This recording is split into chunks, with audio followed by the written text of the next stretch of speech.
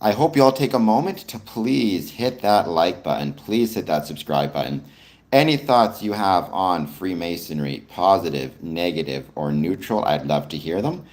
We're going to give it a bit of time. We're just going to wait to see who joins.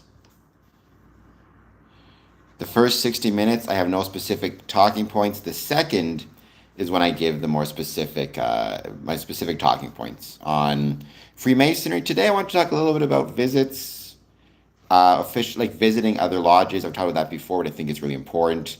Also, there's still a lot of economic information or data that I think we need to discuss because that is once again affecting Freemasonry, much as we may, however it is that it may, for positive or negative, for better or worse, we as Freemasons are dealing with the same economics that everybody else. And someone even today was talking about how expensive it is for them to drive to the lodge. So these things matters. These things matter. The economy matters, and it's worth talking about. We're going to give it a bit of time, though. Wait to see who joins. Please take a moment, hit the like button and the subscribe button. Any thoughts on Freemasonry, positive, negative, or neutral? I'd love to hear it. And you're not that scary, click, but thank you for being here nonetheless. I hope you're doing well. I hope you're having a good day. Please take a moment, hit like, hit subscribe. Any thoughts on Freemasonry, positive, negative, or neutral? And as always, we give it a bit of time to see who joins.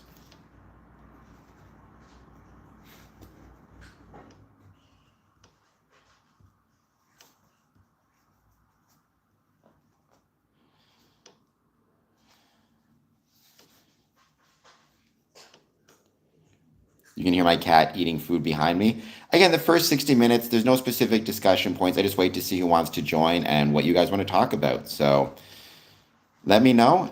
Let me just make this comment.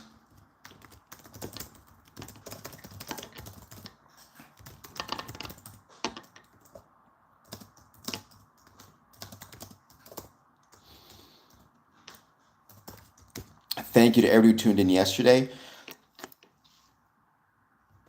for my interview with Hyalton Investing. It was truly, truly appreciated, and I'm grateful for that as well. So thank you so much.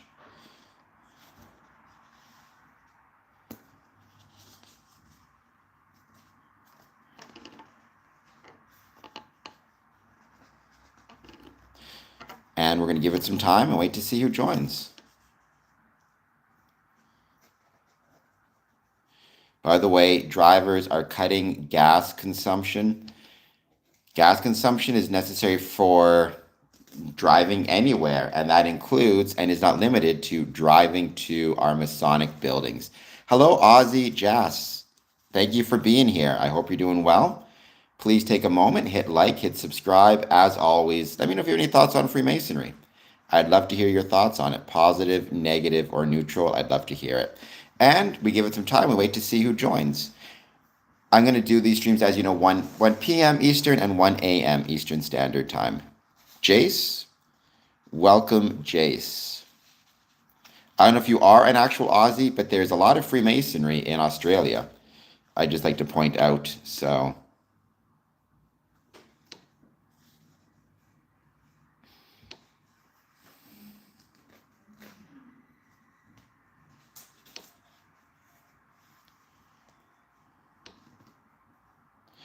Good day indeed. Hello, Karen Lionheart. Welcome. Thank you for being here. I hope you're doing well.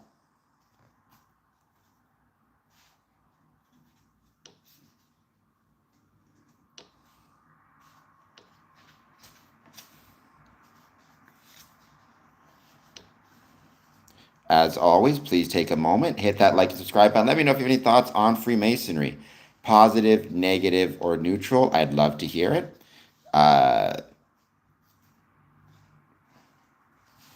We have, by the way, according to what I've been reading, a 1 billion barrel supply loss in oil. It's going to get more and more expensive to travel to and from the lodge.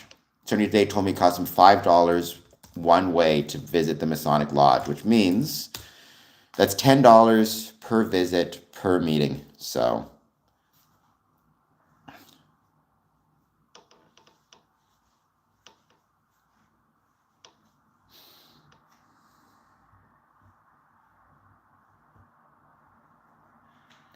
No, I appreciate being here. Of course, I appreciate everybody who shows up as part of my streams. I'm truly, truly grateful for that. And so thank you.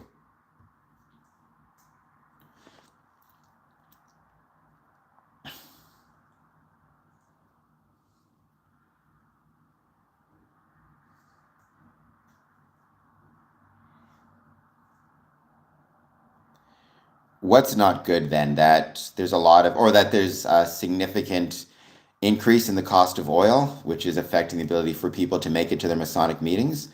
I agree. I also think that is not good, even a little bit.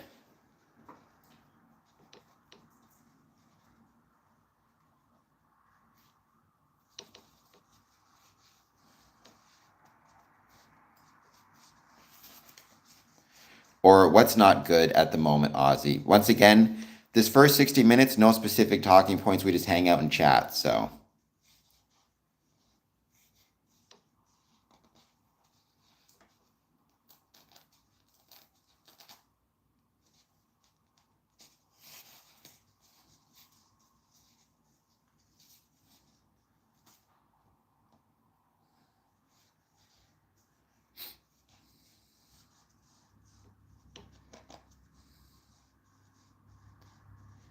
the oil situation, you're not wrong. And I've said it a million times. I'll say it a million more. You cannot separate the success of a, you cannot separate the condition of a Masonic lodge from the conditions of Freemasonry within the community.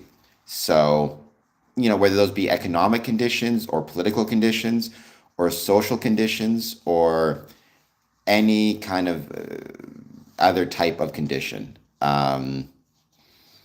And economics matter. As oil becomes more and more expensive, a lot of brethren need to start deciding, will I drive to the lodge? Am I willing to spend that money? Can I afford to spend that money?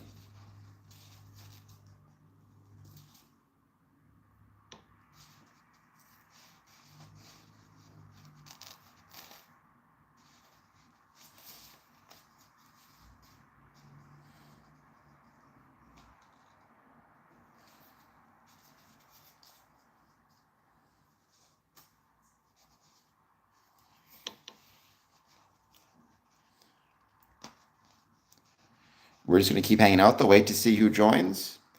As always, please take a moment, hit like, hit subscribe. Any thoughts on Freemasonry, positive, negative, or neutral? Detroit, are you from Detroit? And if so, where from Detroit? Because I love Detroit. I live right in Windsor, so I'm right across the border. Detroit is incredible and an absolutely awesome place to be.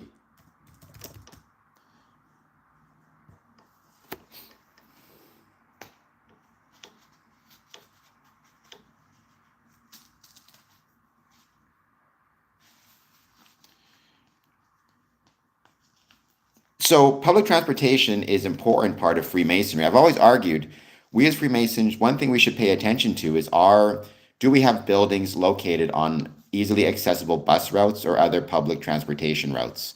Um, and if not, is it worth us lobbying our municipalities to create bus routes to and from our Masonic buildings? Having said that, our public transportation is often highly subsidized.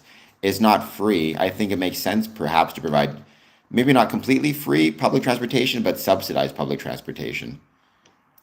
David, I don't know. I mean, I think part of it is conspiracy theories online claiming Freemasonry is a religion when it's not.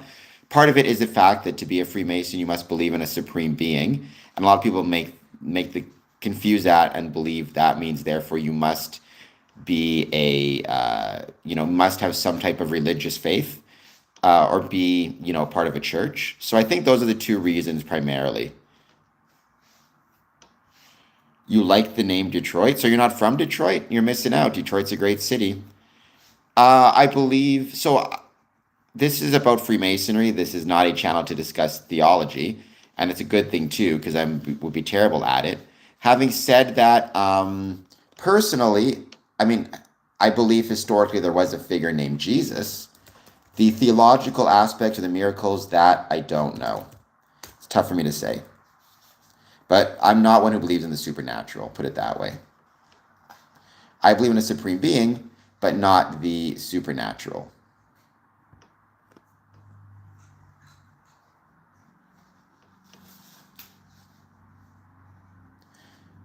And in the meantime, we're going to give it a bit more time. Please take a moment, hit the like button, hit the subscribe button. Any thoughts you have on Freemasonry, positive, negative, or neutral, I'd love to hear.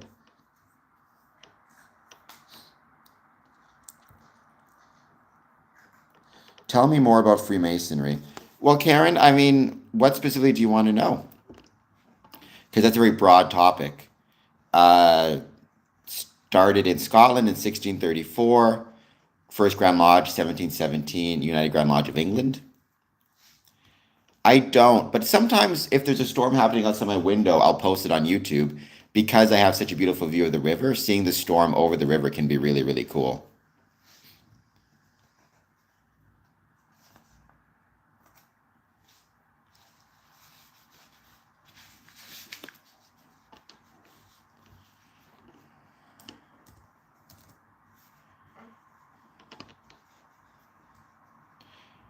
Do you ever watch Storm Chasers Real M Classic?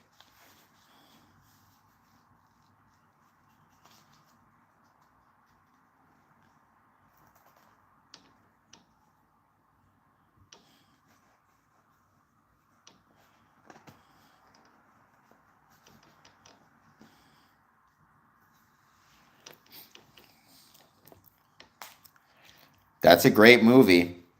That's a great movie. I mean, they have a statue there. I've been lucky enough. I actually wrote about Detroit. I don't know, Ozzy, if you ever follow Medium. It's a written, it's like basically like YouTube for writers. It's really cool. And I've written about my visits to Michigan, how much I love it. So,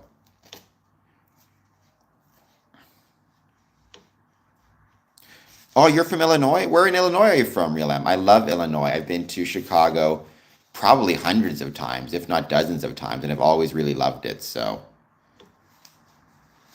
Mr. Pollard, I'd rather you not sell them and return them to the closest Masonic lodge in your area. But honestly, a lot of times pawn shops will take them. But my preference would be you return them to the lodge from whence they came. Okay, so Rosemont area, basically. I love Chicago. I love O'Hare. I love Glenview, Illinois, which is where I spend most of my time when I'm there. I think it's just an awesome, awesome place. Generally, I'm being serious. I think Chicago is the greatest city in the world. And also, um, I really love all around Chicago. I've flown out of O'Hare a bunch. It's an incredible airport. There's also some really incredible Freemasonry in Chicago. The Masonic history there is absolutely unbelievably cool. Nice. I've written about my love of those places, Real M Classic. I don't know if you want to follow me on Medium, but I can share you a link. Or then, if the lodge is gone, what I would hope you would do is mail them back to the Grand Lodge of where you're from. Info at square and compass.ca. I can mail you what I wrote about Chicago and Glenview, but they're both so cool places. And Rosemont is very nice as well. But I spend a lot of time in Glenview. Glenview's got the Glenview Masonic Temple on Lehigh. Morton Grove Lodge meets there, which I love. Glenview United Lodge meets there, which I love. Then in Chicago, there's Mont, oh, I can't think of it now, Montclair Masonic Temple. There's also Jefferson Park Masonic Temple. There's Skokie. There's so many really cool Masonic buildings all around Chicago and the suburbs. So info at squareandcompass.ca. I can send you some stuff.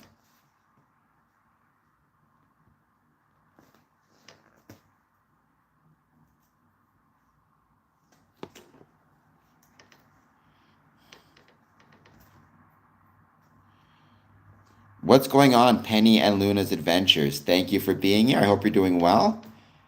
Take a moment, hit that like button. Let me know how you're doing. And by the way, anybody who does a $2 super chat or more will hear your super chat read out text to speech. I didn't subscribe to you yet? I thought I did. Hold on just one sec.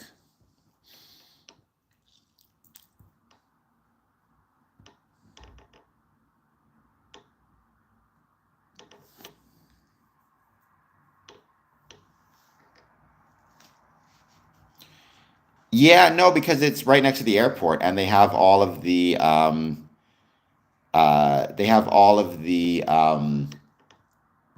they have the convention center there, right? So I used to go to Rosemont a lot because they had this thing called Flashback Horror Convention. They still do, which is a horror movie convention. And they used to now they meet at the main hotel there. I can't think of the name of it now. The Rosemont. They used to be at the Rosemont. Anyways, they would always meet in Rosemont, and so I used to go there all the time for that. I was just there recently for a conference, actually. So,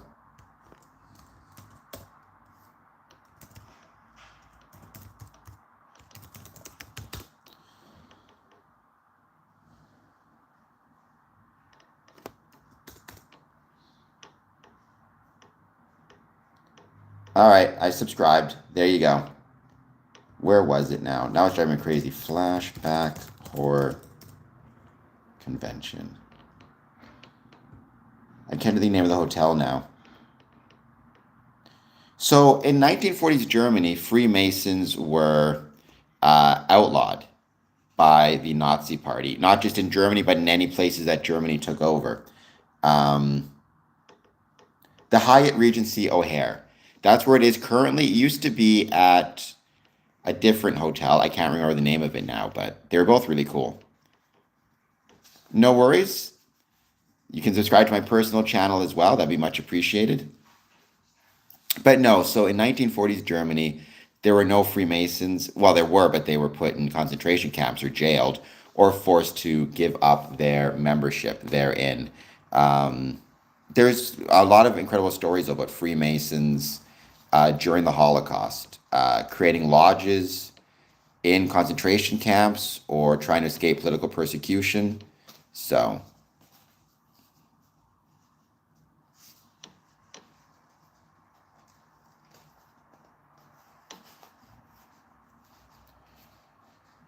it's a great hotel, Real M.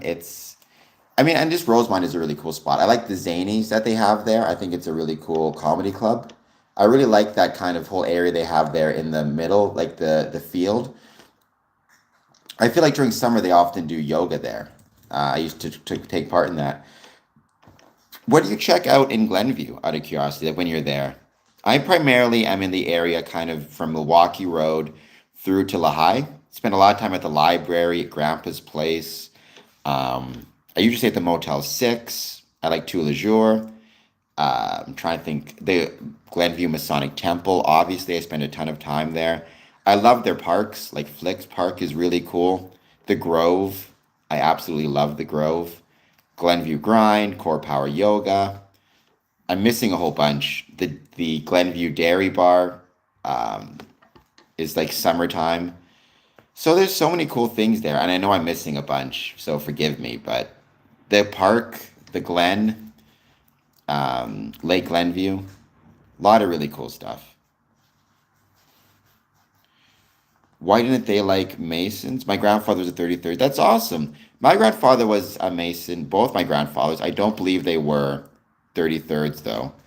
So they didn't like Masons for a variety of reasons. Part of it is Hitler tried to make the connection between Freemasonry and Judaism as a way to help promote his cause.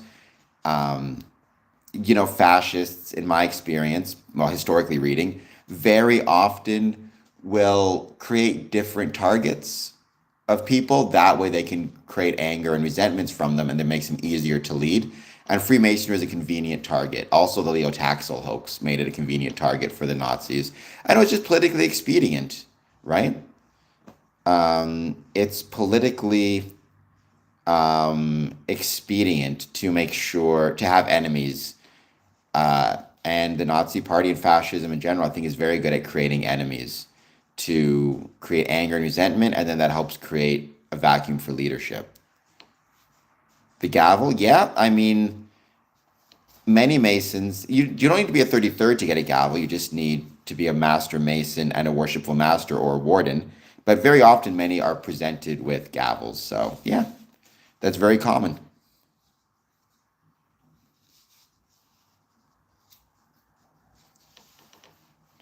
Oh, the Grove is incredible. I love it. Big Al, the giant turtle, and then the paths, especially at night or when it's darker out, to be on the paths. It's just a beautiful place. Do you have a reward in the afterlife? No. Tremendioso. Please hit like. Please hit subscribe. Freemasonry is not a religion. It makes no promises of salvation nor threats of damnation. It's not about either being punished or rewarded in the afterlife. Rather, that's something you should speak with your spiritual leader. Freemasonry gives you some good ideas about how to live here on earth, not necessarily anywhere else. That's up to your religious leaders to speak to. Any books? Want to learn more? The best book to start with, Joe M., is without a doubt the book Freemasonry for Dummies by Chris Hodap. It's a great place to start. Freemasonry is a brotherhood. That doesn't exist. Why, God? And you know that doesn't exist. You're just being stupid and dumb and believing dumb shit on the internet. That does not exist. Freemasons are not committing any criminal acts. It's not what we're all about. I'm not going to say that because you're going to say chicken butt, Dexter Morgan. I'm not going to fall for it. But you could hit like and subscribe.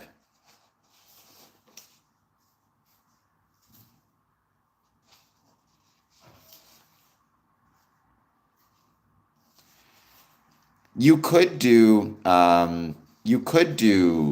I mean, some will, some won't. It just depends on what the junior warning can provide. So the Bible of a Mason, keep in mind there is no Masonic Bible, right?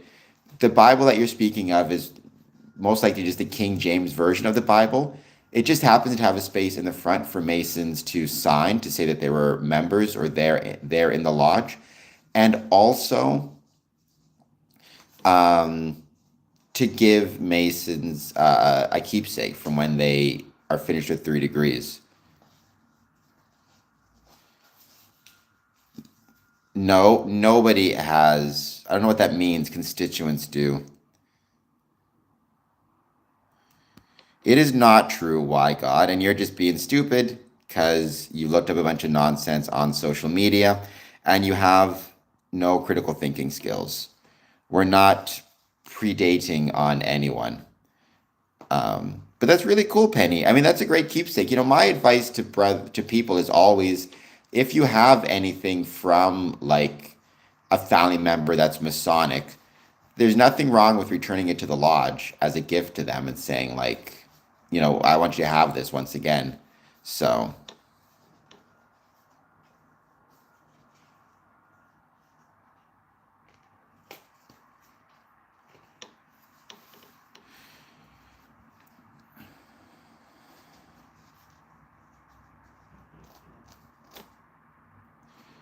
nice. How was the regular car maintenance? How'd it go? Is the car in good shape?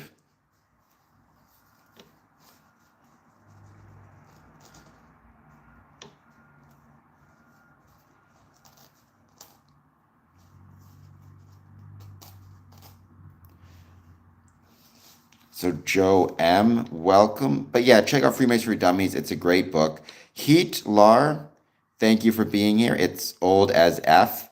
Some of those Masonic books, including Masonic Bibles, can be very old.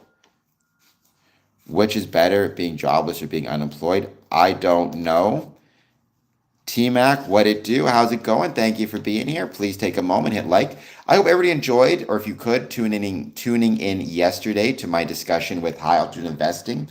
It was really fun. We talked about his views, again, on cryptocurrency and Freemasonry, and the fact that there are connections between the two. Or, I think the better way to put it is there will be connections. I gave the example, 30, 40 years ago, there was this new thing called email, which a lot of secretaries were probably concerned about. In 2026, you cannot be a lodge secretary without having email.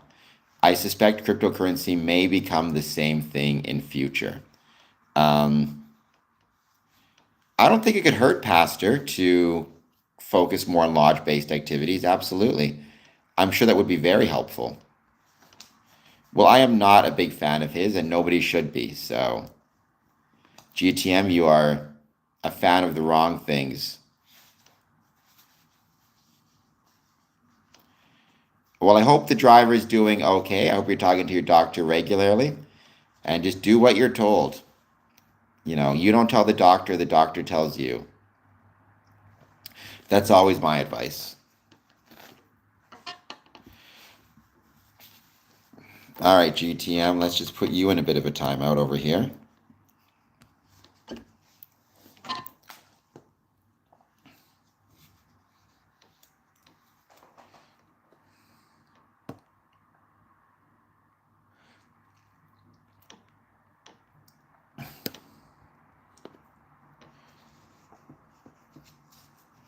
Afternoon, Baniel. How's it going? Thank you for joining also. I hope you're doing well. I hope you'll hit that like button. Let me know how you're doing. Any thoughts on Freemasonry? Let me know what you thought of my discussion about cryptocurrency yesterday with Houghton Investing.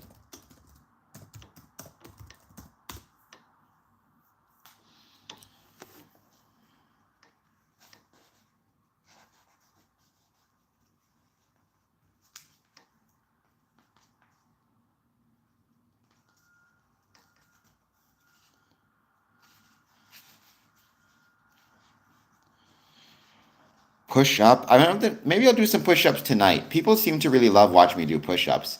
I always get the most views on that, especially on my shorts. So maybe I'll do some more of those push ups for you. But I think it's important that we as Freemasons always try to remain healthy as much as possible. That includes regular exercise. It's also important because I might be donating a kidney. We don't know for sure yet, but I want to make sure I'm healthy as possible to recover from the surgery or the potential surgery.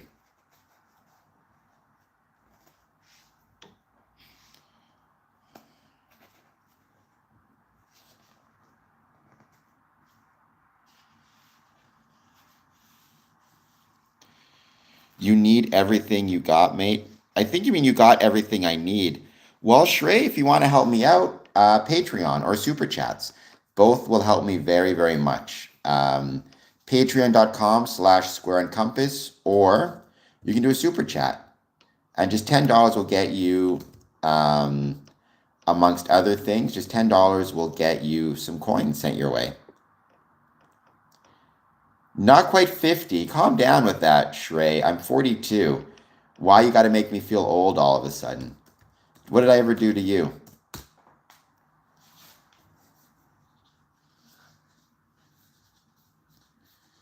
No worries. I don't know if you heard anything you found interesting, but I kind of hope you did. And I hope you're having a good day.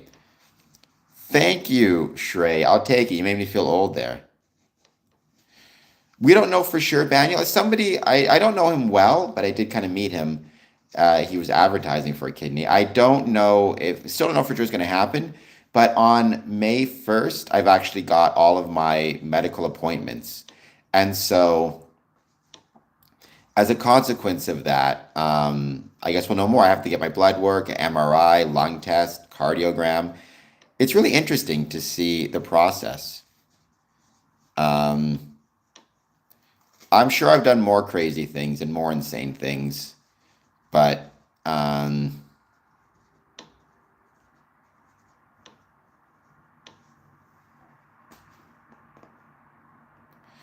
not opposed to that. I absolutely think cryptocurrency very often uses way too many fees. So, yeah, I'm not opposed to that at all. Um,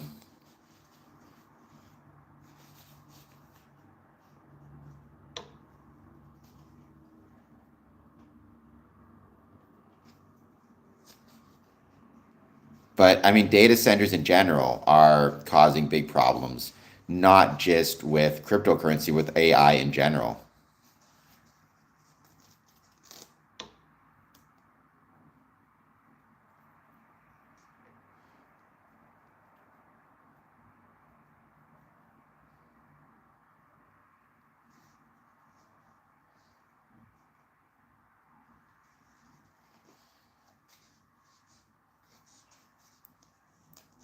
We're going to keep hanging out. We're going to wait to see who joins. Again, the first 60 minutes, I have no real specific discussion points.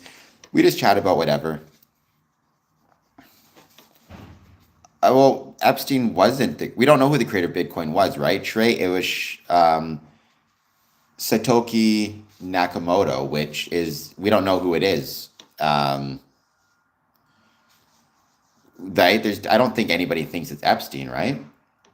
Maybe it was the Masons. Who knows? Ronaldo. Though I'm not a big fan of your name, let's get that changed if we could, before you find yourself timed out for a second. As always, please take a moment. If you are just joining, hit like and subscribe. We're just going to hang out and keep answering questions about Freemasonry. I don't have time to do a longer stream because I have to get back to the Masonic Temple soon, but I can still take a few moments, 60 minutes just to answer questions for people as they come.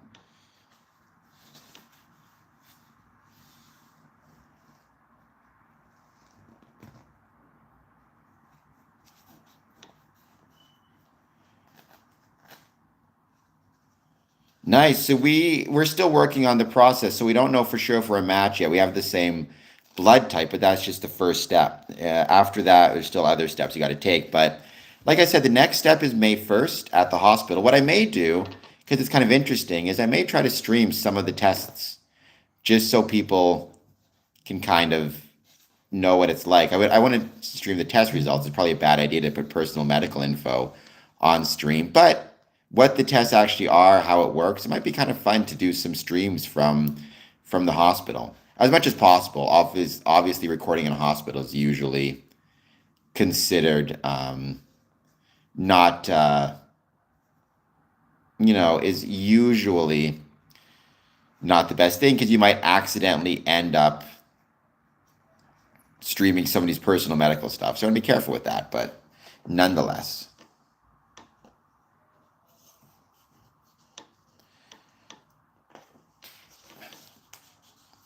I think obviously donating a kidney is kind of a unique thing, but I think Freemasons, one of the things that we should look at doing is making sure we're donating blood regularly. And when you're creating your will, getting your information out, talking to your next of kin about after you pass, make sure that you are an organ donor if at all possible. I think that's incredibly important. You're not going to need them in the next life, but people down here still will.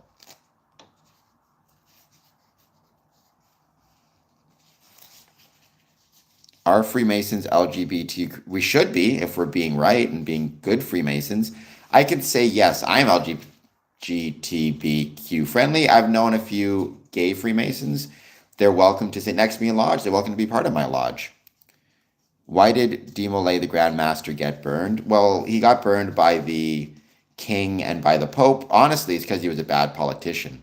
And he did not know how best and how properly to kind of play the political game he had to play, which means he ended up being an enemy of the king and the Pope and became kind of a scapegoat. It would be a whole thing, Dad. It would be tough. There is nothing to confess, Egyptian. Those roots don't exist, despite what Andrew Raymond said.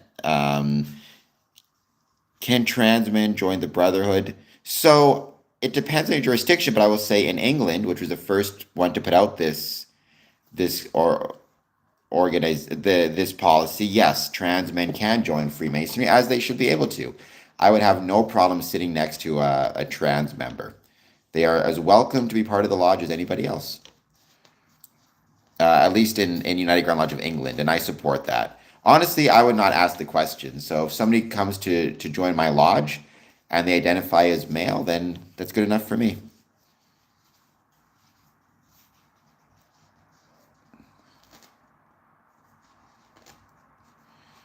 Well, that's not how they gained wealth. That's how they may have gained influence, Egyptian Goose. How they gained wealth is not by asking pilgrims to store the money. It's the same way any bank gets wealthy. It's by loaning out some of that money and charging interest on it.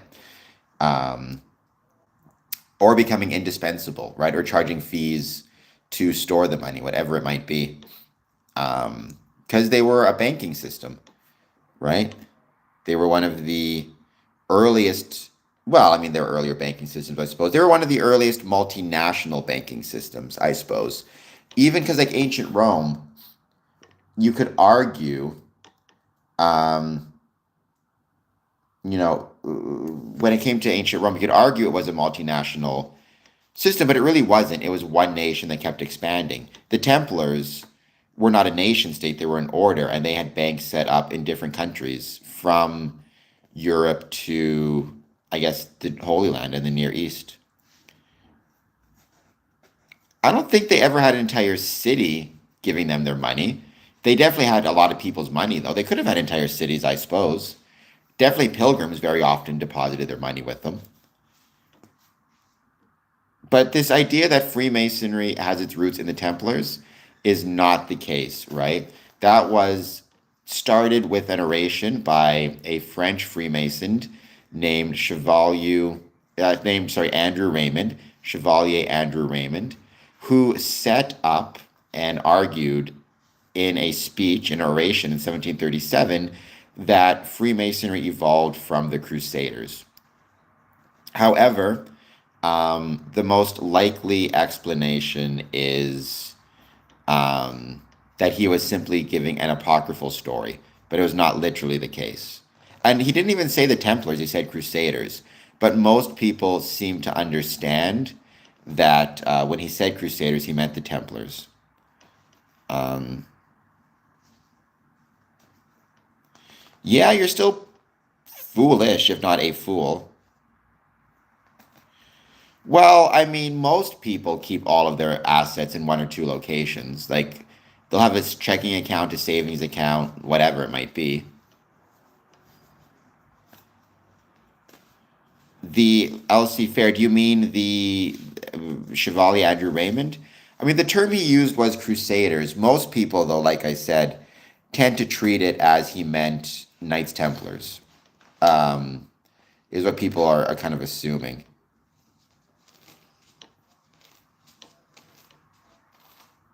Well, no, Crusaders were simply people who traveled from Europe to the Near East. Templars were a military order of mercenary. I don't know if they were monks per se, but they were military and monetary order. Nice.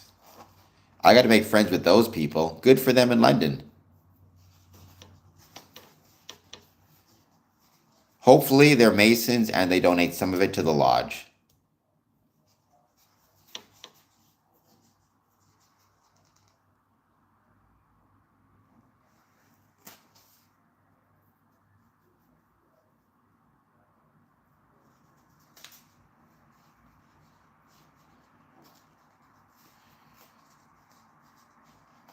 I don't know what that means.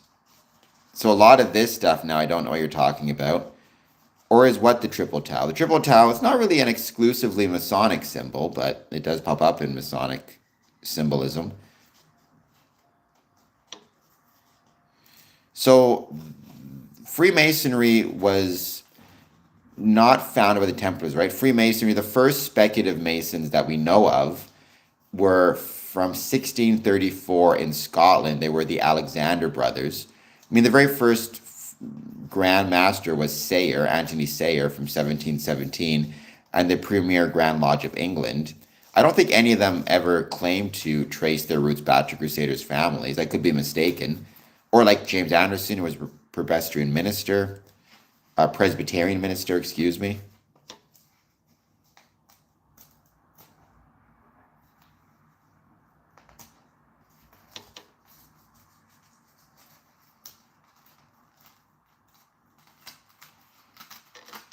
They probably had to have some skills with that Egyptian goose. I wouldn't be shocked, but that was not their profession. They probably were closely connected to stonemasons, as opposed to them being stonemasons themselves. Having said that, they would need to know how to build fortifications. They would need to know how to build encampments.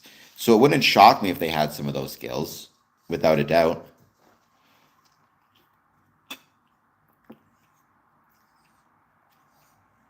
I'm denying a connection in 1717, right? Yes, at the time, stonemasons and crusaders would have been connected in that stonemasons would have been building their forts for them. But that doesn't mean that after the Knights Templars in 1307 were all disbanded, that the Knight Templars considered as Masons. They were always separate entities, whether it was speculative Masons and operative Masons, or whether it was whether it was Templars. Yes, there we go, Alcatraz. It's not a causation, it's a correlation.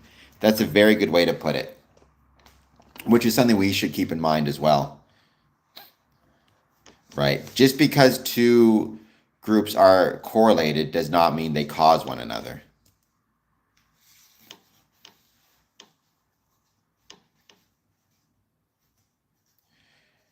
Well, then leave the chat, Egyptian Goosey. So grind Freemasonry is not a cult. I've talked about why it's not a cult in the past, but primarily it's not a cult because it does not try to separate any individual from their group, or sorry, any individual from their family, their friends, their religion, their work. Right? A cult is designed to isolate and control. Freemasonry does not isolate, nor does it control. Well, you don't get to tell me what to do, Egyptian. So I know you just come back on another stream, but that's a whole other can of tuna. Well, maybe. I mean, I think he'll be okay. I don't think he needs a new kidney. But by that token, I mean, I could hold on to my kidney forever until I can't. Might as well. If I know somebody needs it now, and I can't help them, again, we'll see. We don't know for sure. Right? Well, there is no Masonic God, right? You need to keep that in mind. So when you say who is your God in Freemasonry, every Freemason will have his own answer to that question. Some may say Jesus, some may say Allah, some may say Yahweh, some may be Wiccan or First Nations. For me, my God is the rational nature of the universe as expressed through science. Why is a belief system necessary to join Freemasonry? It's not. There are many Muslim Freemasons. Grind. It's not that a belief system is necessary. Like, I wouldn't use the term system, but rather a belief in a supreme being is necessary. Ultimately, it's because when you join, you're taking obligations.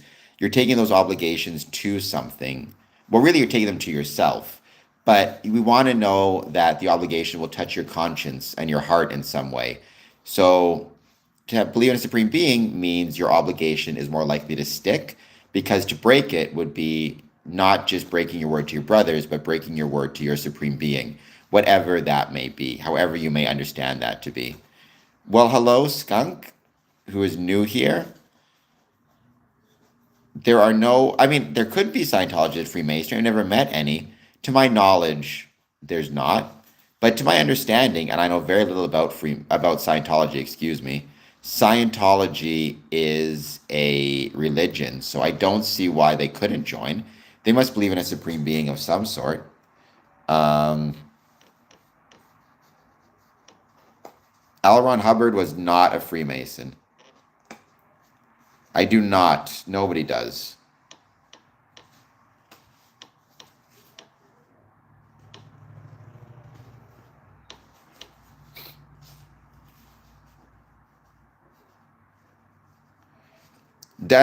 Maybe that's why I took to Masonry so much, because it is heavily inspired by the original stonemasons. So yeah, no, the stonemasons definitely, without a question, recognized there was a certain divine quality to stonemasons, to geometry and to their work. Faith in a higher power is it is without a doubt, Alcatraz. I would love to visit South Carolina. I don't think he is, Grind. I'm nearly sure he's not, but I suppose I could be wrong. I think faith in a higher power is a very old type of verbal contract with yourself, right? In that by having faith in that higher power, you are you are admitting there's something greater than yourself, and that puts you in a contract to expect to be able to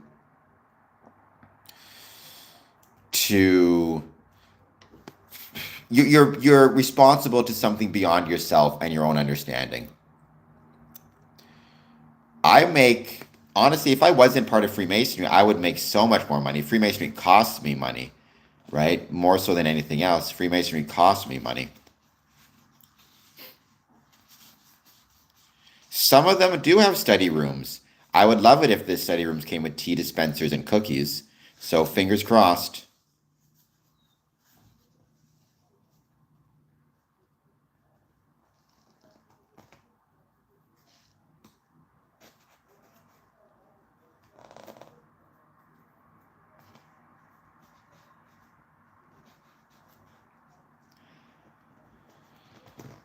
I don't want to escape Freemasonry. I'm very fond of it. But if anybody, you don't need to escape Freemasonry. If somebody decides they don't want to be a Freemason anymore, it's rather simple. They just stop being a Freemason. They can either stop paying their dues or they can request to demit. You don't need to escape from Freemasonry because, again, Freemasonry is not trying to isolate anyone. Um, it's not a secret organization. It does have private elements. Some Masons are a fan of me being on YouTube, some are not. It just depends on the Mason himself and what he believes. We just got together this morning to drink some coffee at the lodge. Um, no idea what you're talking about, Charles, but thank you for being here. We have had a lot of coffee at the lodge. There is a ton of Freemasonry in Canada. I'm a member of 3 Masonic lodges in Canada. Um, well, I mean, I wouldn't say that you are the highest power to have faith, and I don't think it can work that way. I think you need to be willing to consider something beyond yourself, whatever it may be. It's everywhere. Freemasonry is all around the world. It's decentralized. There is no single governing body, but Freemasonry is everywhere. It's one of the greatest things about it.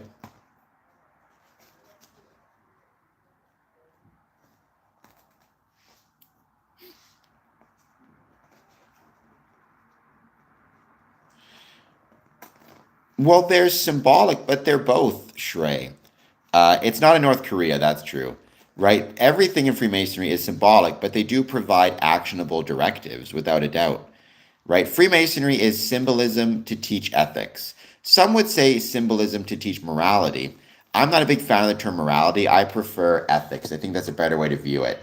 But there are definite symbols within Freemasonry and symbolism that helps you better understand the world around you and how to better live within that world through temperance, charity, kindness, dedication, hard work, effort, um, practice, tolerance, respect for others. Well, every Mason will make up his own mind about things because Freemasonry is not political. In fact, you can't discuss politics in a lodge. So when it comes to forced organ donation, I think every Mason would say no, they don't support it. I have no interest in being forced to donate organs. Having said that, I'm happy to donate organs. I think everybody should sign up for organ donation after you pass, but I don't think it should be forced.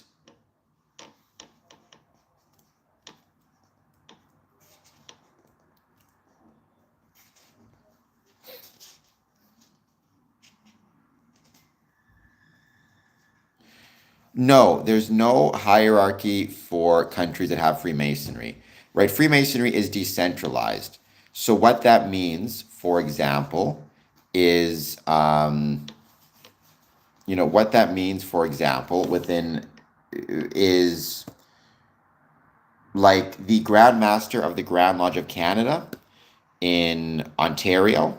He is the highest ranking Mason within Ontario, and that's it.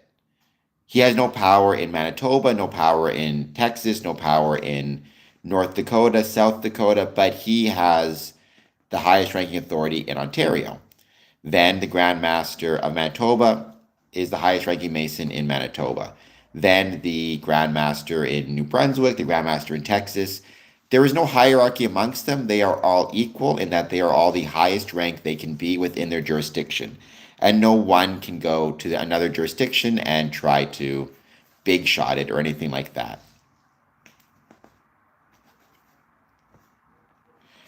There are evil human beings, and unfortunately, I'm sure some of them make their way into Freemasonry. No, Shrey, there's not a few top dogs controlling everything in Freemasonry or in life. It's simply too decentralized.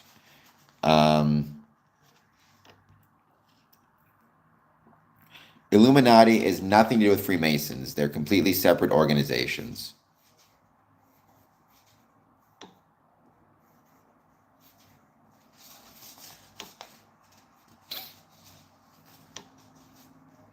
Well, thank you, Stephen Rayson. You know, the smartest people hit like and subscribe, for the record. No, grind, none of that is true. Once again, Illuminati was started in 1776 in Germany, if I recall correctly, Bavaria, by Adam Weishaupt, who was a former Freemason. But he is not currently, well, he's been dead for many years, but the Illuminati itself, for the record, in the last, I'm trying to think of the time, in the last probably 100 years, really hasn't been much of anything. It really doesn't exist in any meaningful way. So the Illuminati are not the top dogs of anything. Pastor Sempa, I mean, there's no degree that focuses on food directly, but certainly having a meal after lodge is an important part of Freemasonry and an important part of this, of being a Freemason. I've actually wanted to do a podcast for a while about Freemasonry and fine dining, because people don't realize that actually there are some Masonic lodges that were formed specifically for the purpose of fine dining or having fine dining nights. And so, yeah, I think it's really cool. There have been some famous chefs who were Freemasons as well. There is no such thing as a real powerful Mason. There are Masons and not Masons, and that's it.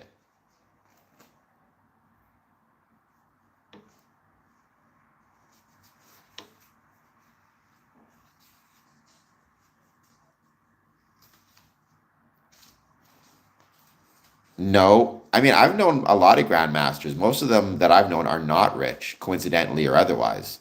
So I'm not really sure what you're talking about, Shrey. I think that you're looking up a bunch of nonsense on social media. There are some Masons who do well financially and some Masons who are really struggling financially. It's like anything else and like anybody else. Well, I'm the worshipful master of my lodge, so I'm the leader of my lodge, for example. I never heard Albert Pike say that, but I mean, people have claimed that in the past. There was a famous letter sent to George Washington from a Mason claiming the Illuminati had infiltrated Freemasonry. No evidence to back it up, and George Washington never responded. Um, well, what's the source from which he said it? Because keep in mind, a lot of people have used some, a lot of people over the years have fallen for some hoaxes about the quote unquote Freemasons being infiltrated by the Illuminati. Oh, the letter to Manzini does not exist. That's a hoax. And I don't think Albert Einstein ever said that either. No, they do not, because there's no such thing as real Freemasons. I'm the real Freemasons.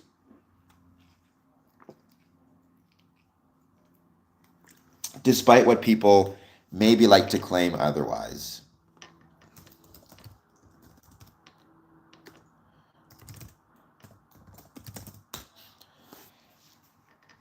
My Freemason is way more expensive than what you get on Temu, that's for sure. So who, like, Randall Carlson, first of all, we can't remove anybody. I don't know about Randall Carlson. I mean, he is a Mason, and I appreciate everything he says about Freemasonry. He always speaks about it positively. Some of his other ideas, however, I have quite a few concerns about. Um, it is not a fact, Salamander. Yes, Illuminati is pretty much at this point a conspiracy theory. They don't exist in any meaningful way. So yeah. You can suspend a Freemason, yeah, for a variety of reasons. But when you talk about poor conduct, you'd really be talking about, the term would be unmasonic unmasonic conduct. Well, the problem, Salamander, with conspiracy theories is by their nature, they're completely impossible to debunk, right? Because whatever you say, the denial simply becomes part of the proof. So if I say, if you accuse me of committing a crime and I say, I never committed a crime, your response will be, well, of course you would say that. You're not going to tell the truth. It becomes one of those things where the accusation becomes impossible to refute because the refutation is assumed. It's really an unfair kind of it's an unfair burden to put on somebody unless you're actually willing to go through trial. In which case, at least you can have an actual criminal case and you can provide evidence and counter evidence. Um, Freemason does not mean children of light in Egypt, unless that's the best translation they could have for it. Freemasonry didn't exist until Scotland in 1634 or London in 1717, depending on what you want to date. So neither of which would have had an Egyptian translation. Stonemasons may have been called that. That's possible.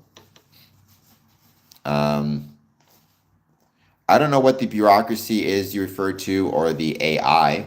AI's had some interesting things to say about Freemasonry, in fairness.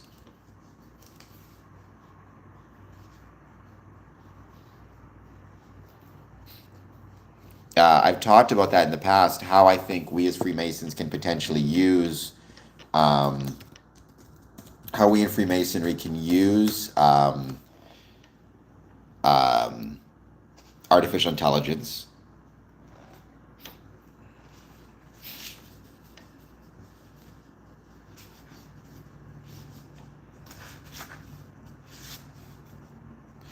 I agree, Dad. Donating blood is incredibly important. It can be used, I forget the total number, but like, I think 1 pint of, hold on, how many lives, how many lives can one blood donation save? Let's see. A single whole blood donation can save up to 3 lives. It's separated into red blood cells, plasma, and platelets. Take away your Freemasonry, and what are you? That's a really good question, Shrey. And you're not wrong to bring that up because one of the biggest challenges we can have, and this is not just true for Freemasonry, this is true for anything. If you become obsessed with something or you begin to focus on nothing but Freemasonry, you are going to face some pretty big challenges because you're going to start to feel like, what am I if not a Freemason? That's why it's so important to have interests and thoughts and plans outside of Freemasonry. You can't just think exclusively about yourself as a Freemason. It's just not healthy. And that's true for anything. If you're into sports, you can't think about yourself as nothing but a football player or nothing but a poet or nothing but a whatever it is. You need to you need to be comfortable with yourself, not yourself as other things. Do Masons have ties? No, we do not. I've never met any Masons who have any ties to the Hells Angels. Nor should they, for the record. Freemasons should not be out there committing criminal acts. We do not control the weather. Although, if I could control the weather, I would have weather like today because it is absolutely beautiful here in Windsor. To its credit. Talk about some great weather.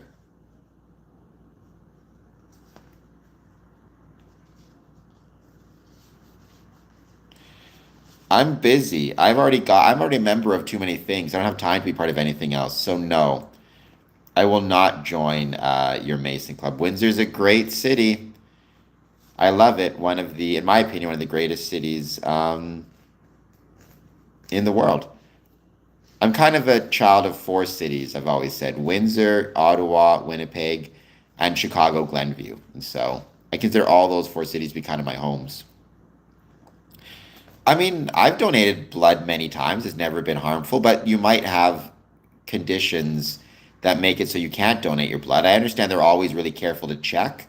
and make sure that the people donating blood are donating it safely. But I would say if you're concerned about that, talk to your doctor before donating any blood. That's the best thing you can do, just to be safe.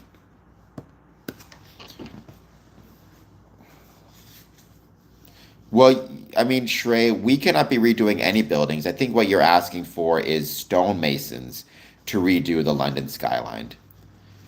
Can you donate? If I don't know, talk to. I think every jurisdiction has different rules about it. So you're given a questionnaire to fill out before you donate, and whatever the questionnaire says, that's how you answer, right? Or you answer honestly and let it decide. Well, don't be doing that, or at least make sure you're not having problematic use.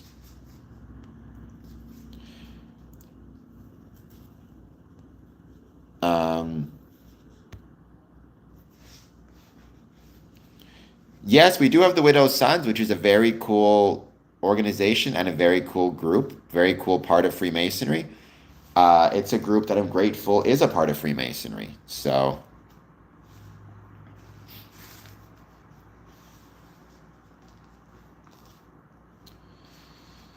I think everybody can see whatever they want to as quote unquote problematic or otherwise.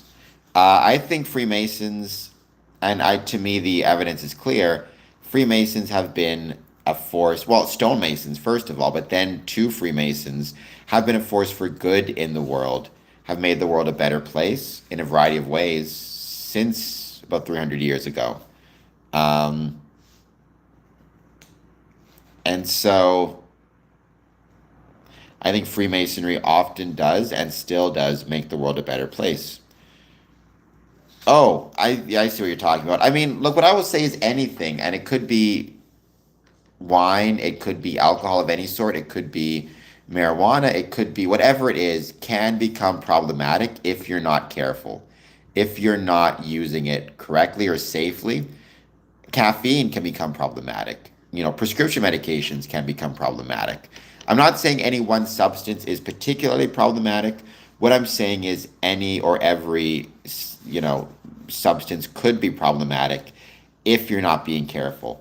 And your responsibility has to be, as much as possible, to try and monitor usage of anything and make sure you're doing it safely. There are snacks in the lodge. Every lodge you should be getting something to eat after the meeting, usually. Sometimes before, but usually after. I don't know what that means, HG.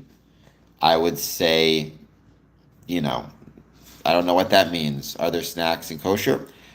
One thing I will say, Salamander, I've said this before, we as Freemasons, specifically as the junior wardens, we should be making sure that when we are serving food, we are taking into account the dietary needs and the dietary restrictions of our memberships, including any kosher diets. Um, one of the responsibilities we have is to remember we have brethren of different faith, Muslim, Hindu, Sikh, whatever it might be, Buddhist, Jewish, they all may have different dietary restrictions, and we should be paying attention to that. Or we could just have vegetarian, vegan, brethren who are allergic to different things. It's up to us to make sure that we are paying attention to their dietary needs.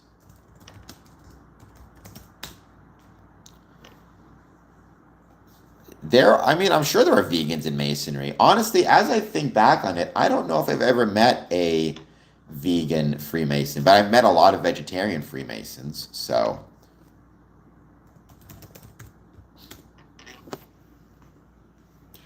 There is no DEI in Freemasonry. Everybody advances of their own abilities. Thank you, Simply Courtney. I enjoyed it. There were some issues with the audio, but I think we got them sorted. But I enjoyed talking to him as always. He's a really cool dude, and he does a lot of great work talking about cryptocurrencies. And he's also a great Mason, so.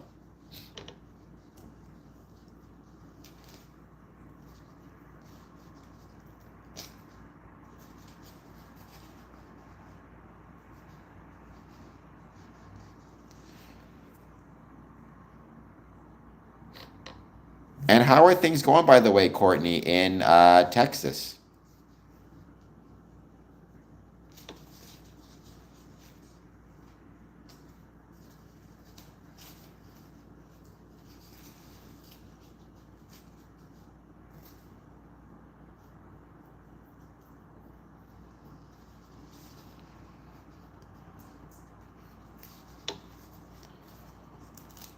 What species is this creature? Sarcastic, living up to his name. I mean, I don't know if Freemason is a species, but nonetheless, I am a Freemason. I've been one for 20 years. The purpose of this channel is to talk about the ways Freemasonry was and is relevant to the communities in which it's located. So please hit like, please hit subscribe, consider a super chat. Just 99 cents. I am not a reptilian. No, we do not get parking spots, and we should get the same number of tickets as anybody else. I mean, I guess what I'd say is I would never welcome anybody to join Freemasonry. I would welcome people to, if they're interested, approach the Masonic Lodge and express their interest in joining. It's then up to the lodge to decide the application process. But everybody should feel welcome, without a doubt, to approach the lodge and express their interest in joining. I think that is absolutely the case. And I wish more Masons were willing to do that.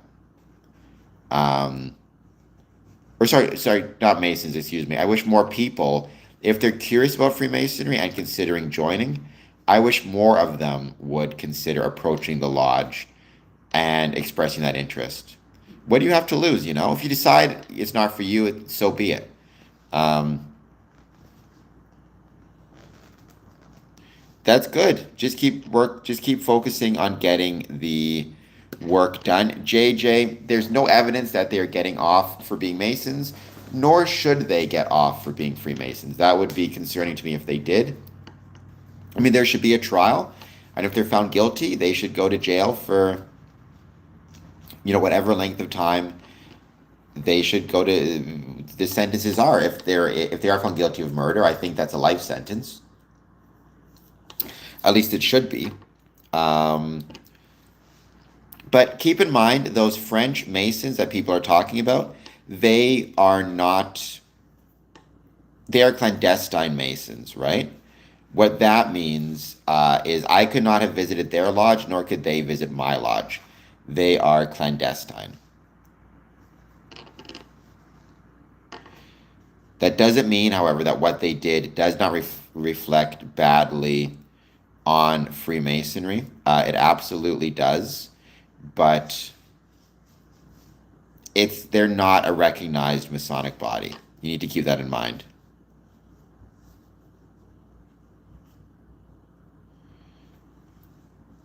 It's not a. It is not a dude.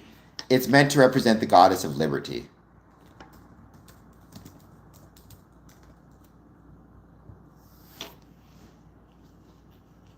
So, no, you're incorrect. My name is Cameron. They are not cooler. They mostly cause trouble for us legitimate Masons. Look, you can join whatever group you want, but if you're joining clandestine Masons, you need to keep in mind a few things. Like, first of all, it is not going to be the type of organization that you can, um, like, you're not going to be able to join a clandestine lodge and then visit other Masonic lodges. So your ability to travel is almost completely null and void, which is missing out on some of the best things about Freemasonry. You're also likely going to be part of scams and potentially illegal stuff because so many of these clandestine lodges are engaged in pay for play, taking lots of money, making promises they can't keep. Joining a clandestine lodge puts you at risk and puts Freemasonry at risk. Having said that, you're an adult, you can join what you want.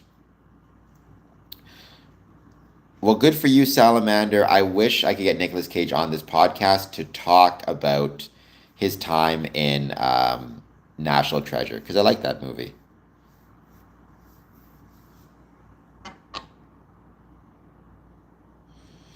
All right. We're going to start hiding some people.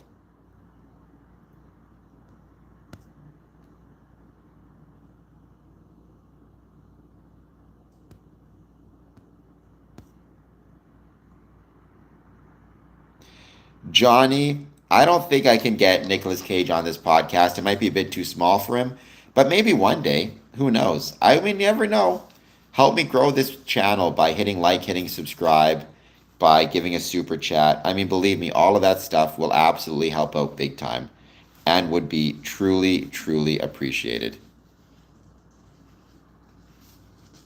Joseph, a lot of people, without a doubt, National Treasure piqued their interest in Freemasonry, both kids and adults. And I'm grateful for that. I think it's really helped make Freemasonry, it really helped grow Freemasonry for a little bit. Unfortunately, if we're too reliant on exclusively exclusively television and movies and pop culture, that's not sustainable for long-term growth. And also because, pop culture giveth and pop culture taketh away. Today, movies might be showing Freemasonry in a positive light, but tomorrow they could be showing it in a negative light. That's what makes it so hard to know what to do. I did like Gone in 60 Seconds, though. That was a great movie. Really underappreciated.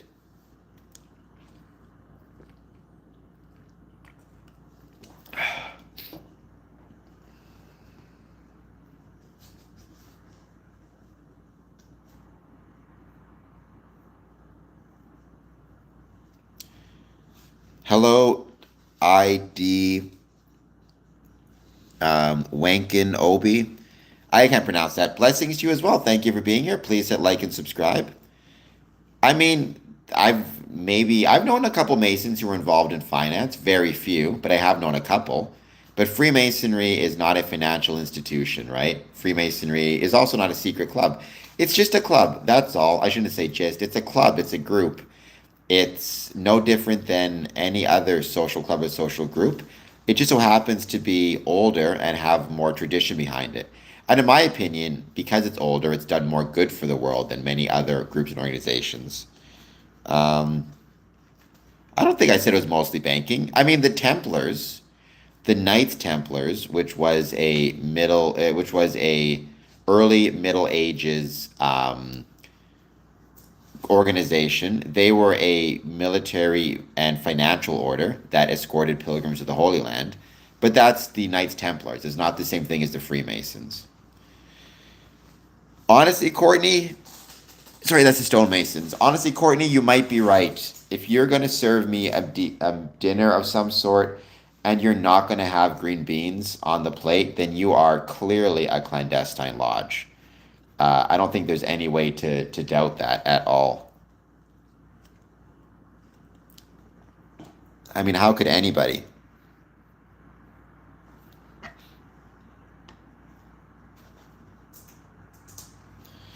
I am not. I'm into eating. I like food. I wouldn't describe myself as being into fine dining. But there are some Masonic lodges that are all about fine dining. Hold on just one second. Let me see if I can find it. Fine dining. It's in England.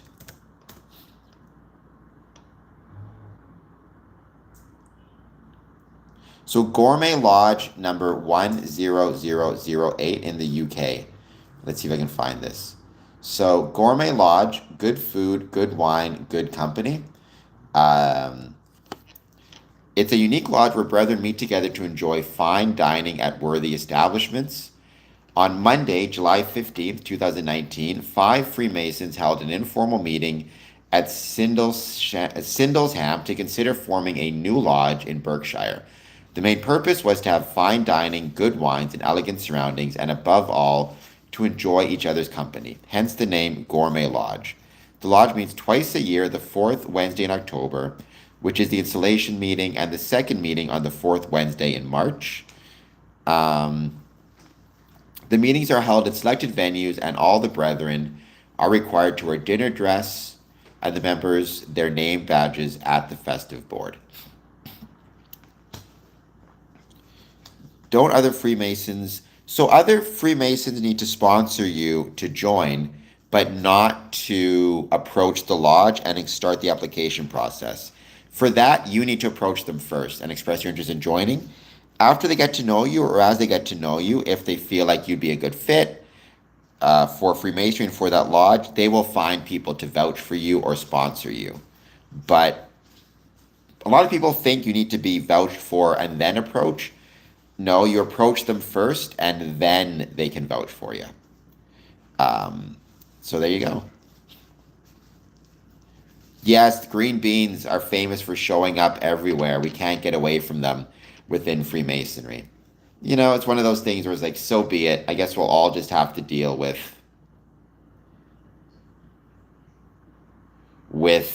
green beans for the rest of our Masonic careers.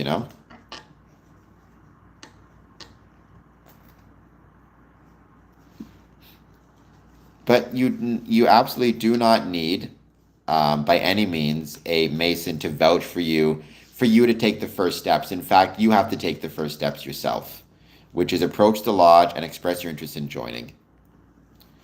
Yes, I would absolutely do that, JJ. So, but I would be one vote. But that's why it's important that we in our Masonic lodges have criminal record checks as much as possible and try to know the history with which brethren or with which applicants are approaching us.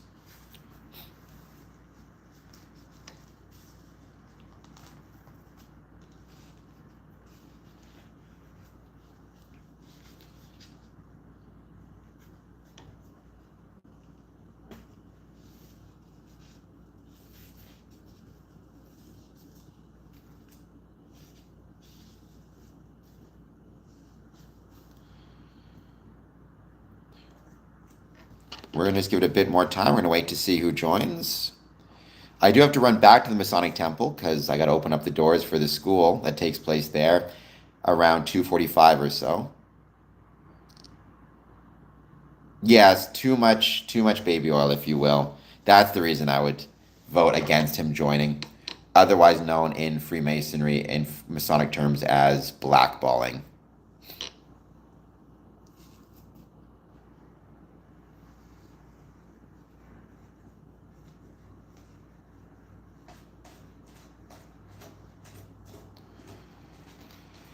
Captain Safety. I've actually done a whole discussion about Freemasons and the Epstein list. Freemasonry is mentioned in the Epstein list, but there's no indication that any Masons ever attended the island or that Epstein was a Freemason or that Freemasonry had anything to do with it. It was always referenced to some chiropractor from back in the day who was a Freemason. It's funny, the term blackball, it's one of those terms that has made its way into Masonic parlance. It's kind of crazy to think about that. Like, I was just watching professional wrestling a little while ago, and CM Punk was giving a whole speech, and he talked about how no one can blackball him, right? You can't blackball me. So it's funny the way that certain terms that are Masonic have made their way into our lodges. Blackballing, on the level, square conduct, getting the third degree. It's really, really cool. Nice. That's really cool. Actually, somebody else just signed up for that level, so I got to mail them a scale model of the Masonic Temple as well. I'm just waiting to get a couple more printed up, but I hope to mail them by September 1st, or sorry, by May 1st. No Freemasons can mind control anyone, so no.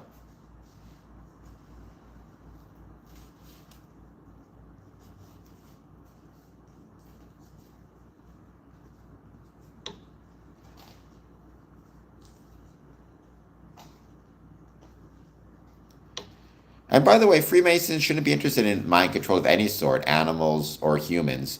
Rather, to be a Freemason, your goal should be on having the most self control. And that's where it starts and that's where it ends. Um, no level. We as Freemasons have no telekinesis abilities. Very sorry to disappoint you, JJ.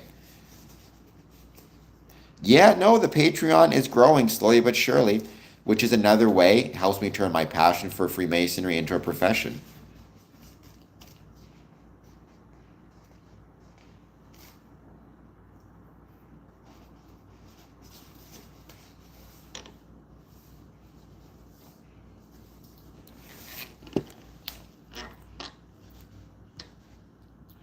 We're going to give it a few more minutes. Like I said, I have to run to the Masonic Temple, so unfortunately, not as long a stream as normal.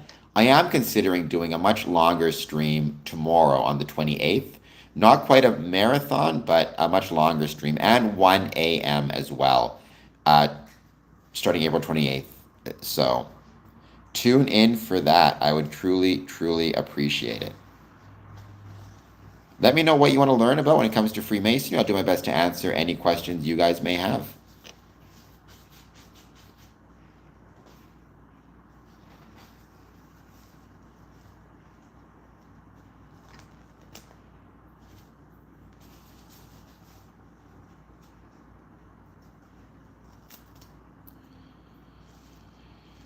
Jeremy, hey to you as well. Thank you for being here. I hope you're doing well. Don't forget, hit that like, subscribe, super chat. I know you're already subscribed, I believe, but still hit the like button.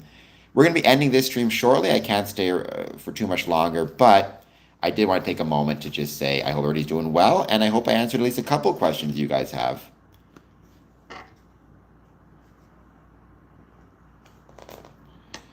I will see you tomorrow. Simply Courtney, thank you for being here.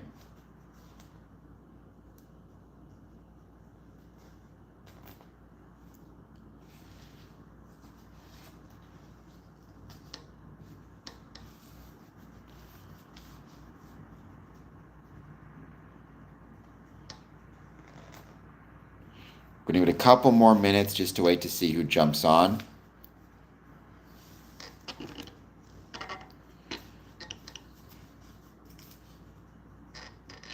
Oof, I think I got to like put some oil on my table. It's always squeaking, which is a pain.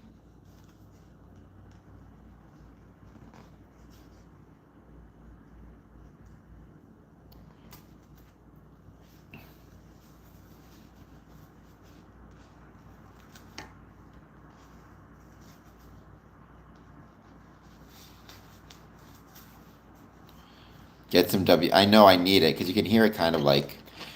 Nice. Maybe you can send me some pictures of them, Jeremy. And once I get the seeds, I'll see if I can do some. I'll try to do some planting and we'll see how I go. How it goes for me. I'm not going to lie to you. I'm sure you'll do a much better job than I will. But still, nonetheless, might be. Who knows? Maybe I'll have some success at it.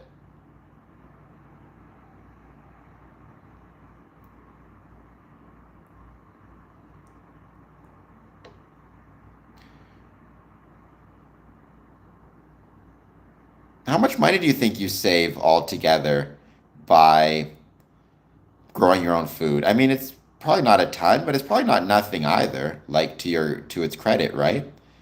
It's one of those things where I bet you probably save a couple bucks at least. You just need to give it attention and it will grow. Honestly, I think you just described Freemasonry. A lot of people nowadays are always discussing and saying like that they need to what do we need to do in Freemasonry? It's no different than anything else. What we have to do is give Freemasonry attention and it will grow.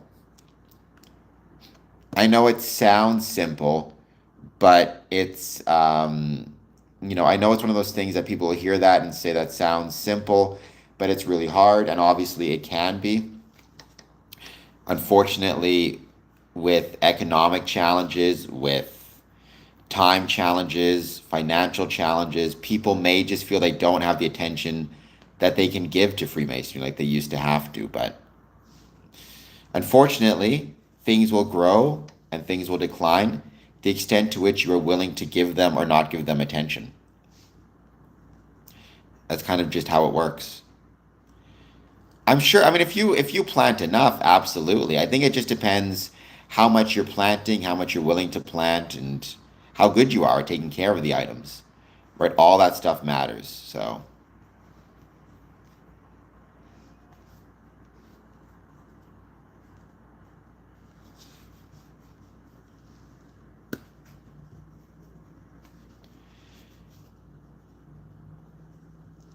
I never said it was simple. It's just a different way of a lifestyle. That's true. Again, I mean, I'm not saying that anything is quote unquote simple. I think my point is if you are able to give your attention to something, it will grow. So the question just becomes, are you willing to give your attention to this thing? How much are you willing to give of your attention to it? And are you willing to, in the process of giving it attention, nurture it and help it grow? You know, when people say, why is Freemasonry or why isn't Freemasonry growing? The ultimate question, it really is, are a sufficient number of people in the lodge willing to give their attention to Freemasonry? If the answer is yes, Freemasonry will grow. If the answer is no, then Freemasonry will decline. I think Freedom Heart Farm, that again, what you're saying applies to farming. It also applies to Freemasonry. It's exactly the same thing. You don't need to be the best Freemason ever. You just need to be dedicated. And if you're willing and able to be dedicated to Freemasonry, it is absolutely the case that you can help it grow, and you can find success within it. No idea what you're saying, Dino. When you're saying Freedom Heart, or sorry, Red Lemon, if you're saying that in the sense that if you're saying that in the sense that fungi is in as in mushrooms and stuff is pretty cool and efficient too. I'm sure they are. I'm sure fungus makes a great thing to grow. I've grown fungus many times in my fridge by accident, forgetting I have food there. All right, guys. I think we're going to leave it here, but I'm going to leave it with Freedom Heart Farm's statement. I think it's worth applying to anything. You don't have to be good, just dedicated. Freemasonry is the same thing. You don't have to be great at Freemasonry. You don't have to be good at Freemasonry. You have to be dedicated to it. If you're dedicated to it, and if you are willing to give it attention, then it will grow, whether that's your plants or Freemasonry. All right, I'll be back on around 1 a.m., but thank you guys. Have an excellent night. I'll see you all soon. Freedom, anybody watching this, if you're not yet subscribed, please hit like, please hit subscribe. I would truly appreciate it. Talk to you guys later.